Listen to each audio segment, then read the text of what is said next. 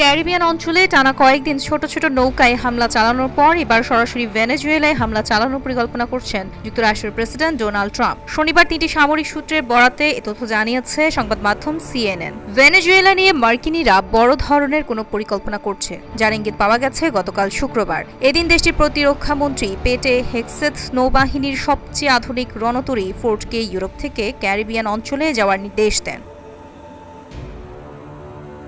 CNN বলছে, ভেনেজুয়েলায় cocaine অবকাঠামো এবং মাদক চোরাচালানের রুট লক্ষ্য করে হামলার পরিকল্পনা করা হচ্ছে। ক্যারিবিয়ান অঞ্চলে সামরিক শক্তি বৃদ্ধির পাশাপাশি গোয়েন্দা সংস্থা সিআইকে ভেনেজুয়েলার ভেতর গোপন অভিযান চালানোর অনুমতিও দিয়েছেন ট্রাম্প। যুক্তরাষ্ট্রের অভিযোগ, ভেনেজুয়েলা ব্যাপক মাদক উৎপাদন করে এবং সেগুলো তাদের দেশে পাঠায়। এই মাদকের স্রোত বন্ধ করতে মাদকবাহী নৌকাতে হামলা চালিয়ে আসছে যুক্তরাষ্ট্র।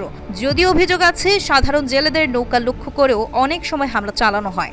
সামরিক হামলার আগে কূটনৈতিক উপায়ে ভেনেজুয়েলার সঙ্গে এই সমস্যা সমাধানের সম্ভাবনা উড়িয়ে দিচ্ছেন না যুক্তরাষ্ট্র।